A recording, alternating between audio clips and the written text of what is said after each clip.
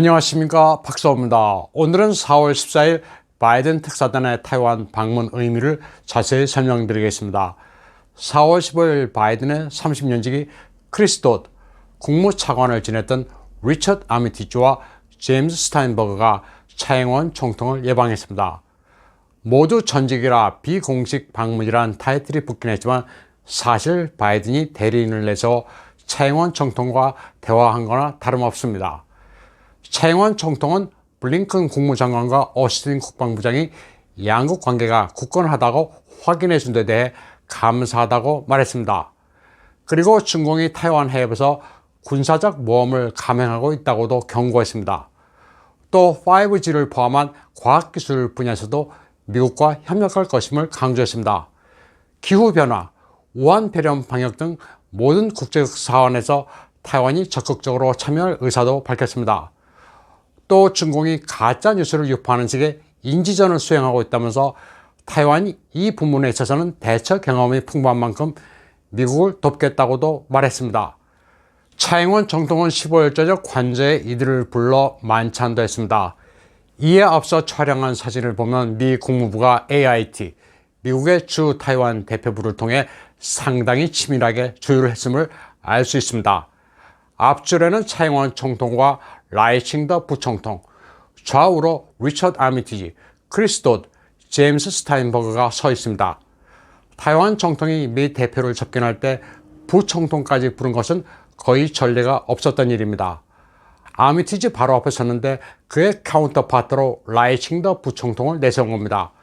뒷줄에는 가장 왼쪽에 추고정 타이완 국방부장부터 구리슝 국가안전회의 비서장, 우자오시의 외교부장, 행정원 정무위원장 덩전중 등 외교안보의 핵심 인사들이 모두 참석했습니다.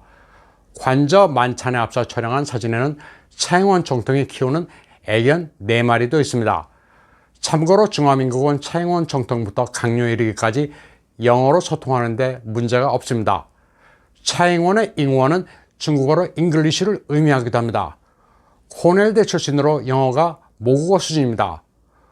우자오시의 외교부장은 영문명이 조셉 우로 그 역시 영어에 능통합니다. 만찬에 참석한 거의 모든 이가 영어를 할 줄 압니다. 이 사진을 라이칭더 부총통이 페이스북에 올리자 주미 타이완 대표부의 비킴 샤오 대표가 공유했습니다. 라이칭더 부총통은 타이완과 미국 관계는 그 어느 때보다도 굳건하다고 말했습니다. 그랬더니 비킴 샤오는 고양이는 왜 안 보이느냐고 물었습니다. 라이칭더 부총통은 비킴 샤오에게 아주 재치있게 화답했습니다. 이 사진을 고양이가 찍고 있는 중이라고 말했습니다. 비킴 샤오는 애묘가입니다. 2020년 7월 최초의 여성 대표로 미국에 부임하면서 키우던 고양이 4마리를 케이지에 담아 워싱턴 DC에 데리고 갔을 정도입니다. 또 그녀의 별명이 타이완 짠마오입니다. 중공의 전당에 맞서 외교 무대에서 날카로운 발톱으로 독하게 싸우는 고양이가 되겠다는 포부를 밝힌 단호한 면이 있습니다. 비킴 샤오는 고양이는 비록 몸집은 늑대보다 작지만 좁은 공간에서 민첩하게 움직이는 특징이 있다. 타이완은 국제 공간에서 차지한 위치는 상대적으로 좁고 불리하지만 중공에 굴하지 않고 싸울 것이라고 밝히기도 했습니다. 타이완에서 그녀는 주미 대사로 불립니다. 차이원 총통이 각별히 아끼는 비킴 샤오는 국가안보회의 위원을 거쳐 주미 대표가 됐습니다. 2002년 베이스에서 한 차례 입법위원회에 당선됐다가 화롄으로 지역구로 옮긴 뒤에는 낙선을 한 적이 있습니다. 그녀는 입법위원 선거에서는 실패를 할 수 있지만 외교에서는 실패가 있을 수 없다는 결의를 밝히기도 했습니다. 2012년 9월 국민당의 마잉주 총통이 경력도 변변치 않은 자신의 측근 진 부총을 주미 타이완 대표로 임명했을 때 비킴 샤오는 한바탕 설전을 벌였습니다. 타이완에서는 상당히 유명한 이야기입니다. 진 푸총은 랴오닝 성이 본적인 만주족입니다. 푸총의 푸자가 만주족 황제 푸이와 같은 글자라 청나라 황손 아니냐고 해서 화제가 되기도 했습니다. 당시 진 푸총은 미국과 소고기 협상이 원만치 않아 부임 한 달 만에 귀국해 입법원의 상황을 보고한 적이 있었습니다. 당시 입법원에서 비킴 샤오는 진 부총이 미국과 소통할 수 있는 영어 실력이 있는지를 파악하겠다면서 유창한 영어로 그에게 타이완 미국 간 이슈를 따져 물으면서 영어로 대답해보라고 압박하기도 했습니다.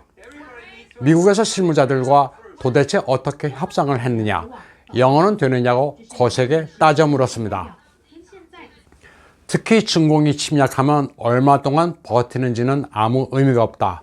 마지막 병사까지 타이완을 수호할 것이라고 밝힌 추구호정 국방부장의 만찬 참석은 상당히 의미가 있습니다. 그는 1999년 미 육군 전쟁대학을 졸업하고 타이완 장성으로는 최초로 미 육군대학 명예의 전당이 이름이 오른 무인입니다. 그는 과거 타이완 해협 위기 당시 중학생이던 아들에게 군인의 자식으로서의 마음가짐을 일깨운 적이 있습니다. 전쟁이 나면 두 가지 선택뿐이다. 아비가 개선 장군이 돼 귀가하는 것을 기다리든지 전쟁터에서 아비의 시신을 찾는 것뿐이라고 말한 것으로도 유명합니다. 미국과 연고가 깊은 추구호정 국방부장의 참석은 타이완의 미국산 무기 도입 계획과도 연관이 있을 것으로도 관측되고 있습니다. 미국 특사단 이번 방문에서 타이완의 국토 수호 결의가 어느 정도인지를 재차 확인한 것으로 전해지고 있습니다. 그래서인지 추구호정 국방부장은 미 특사단이 떠난 바로 다음날 예비군 동원 담당 사령관의 계급을 소장급에서 중장급으로 올렸습니다. 중공의 침략에 대비한 연례 군사훈련 한광연습도 올해에는 크게 강화됩니다. 예비군 병력이 2020년의 10배인 8,000명이 참가할 예정입니다. 올해 한광 37호 연습은 두 단계로 나뉘어 실시됩니다. 4월 23일부터 30일까지는 시뮬레이션입니다. 그리고 7월 12일부터 16일까지는 실탄 훈련입니다. 대규모 화력 시범과 함께 고속도로를 활용한 전투기 이착륙도 실시됩니다. 특히 이번에는 미국과 타이완 간 연합작전을 상정해 복수의 미군 참관단도 참여합니다. 바이든의 특사단은 타이완의 주요 정당 대표적 입법위원 6명과도 면담했습니다. 국민당의 짱완옌, 민주당의 왕띵위와 민중당을 불러 친중공인지 아닌지를 일일이 확인했습니다. 완전히 친중공으로 기운 것으로 판단되는 국민당 당수 장치천은 아예 부르지도 않았습니다. 크리스토트 미 전 상원의원은 국민당에 대해 중공과 타이완 내 친중공파들이 주창하는 구이 공식을 지지하느냐고 물었습니다. 국민당은 미국산 돼지고기 수입 반대 운동을 벌여왔는데 이 문제는 미국 측이 아예 거론도 안 했습니다. 직접 대놓고 구이 공식에 대한 입장을 캐물었습니다. 중공과 미국 가운데 어느 쪽에 설 것인지를 추궁했습니다. 입장을 확실히 해야지 중간은 통하지 않는다는 강경 입장을 타이완 조야에 밝힌 겁니다. 이런 가운데 4월 14일 기후변화회의에 참석하기 위해 미 정부의 특사로 상하이에 도착한 존 케리 일행은 아주 수모를 당했습니다. 35인승 밴에 탑승해 푸동의 똥자오 빈관으로 이동하는 모습입니다. 검은색 에스코트 차량이 아니라 경찰차가 호위한 채 이동합니다. 존 케리는 35인승 밴 맨 뒷자리에 앉아 피곤한 모습이었습니다. 비공식 특사가 타이완에서 최고의 대접을 받은 것과는 대조적이었습니다. 바이든이 사실상 시진핑에 호의를 베푼다고 존 케리를 정부 공식 특사로 파견한 건데 아주 냉대를 받았습니다. 시진핑은커녕 리커창도 만나지 못했습니다.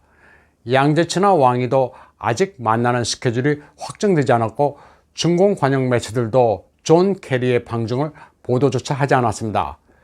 중국어로는 7인승 밴이나 미니버스를 통틀어 맨바오처, 빵차라고 합니다.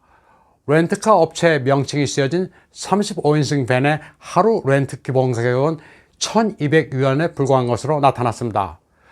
존 케리가 탄 35인승 밴을 운영하는 렌트카 회사는 VIP용 홍치 리무진도 보유하고 있습니다. 정부 차량도 아닌 렌트카, 그것도 홍치가 아닌 35인승 밴에 존 케리를 태운 것은 시진핑이 바이든을 얼마나 우습게 여기는지가 드러나는 대목입니다. 중화권에서는 이를 빵차의 굴욕이라고 이야기하고 있습니다. 기후변화를 논의하기 위해 상하이에 도착한 존 케리는 중공에 대해 기후위기에 책임을 다해야 한다고 말한 바 있습니다. 중공에 대해 화력발전소 건설을 멈추고 해외 석탄 사업에 대한 자금 지원을 중단할 것을 촉구하게 됐습니다. 이에 대해 짜오 리지엔 중공 외교부 대변인은 미국은 그런 주장을 할 위치에 있지 않다고 공격했습니다. 트럼프 대통령이 2017년 파리 기후협약을 탈퇴한 뒤 바이든이 이를 뒤집었다고 이를 왕의 귀환으로 보면 안 된다고 말했습니다. 왕의 귀환이 아니라 4년 동안 수업을 빼먹은 학생이 교실에 다시 온 것에 불과하다고 비꼬았습니다. 한편 미 동부 시간으로 4월 16일 스가 요시히데 일본 총리가 백악관에 도착해 바이든과 미일 정상회담을 가졌습니다. 바이든이 취임 후 처음으로 만난 외국 정상입니다. 바이든은 일본과 손잡고 중공의 도전과 동전화의 남전화에 북한 문제에 대처하겠다고 밝혔습니다.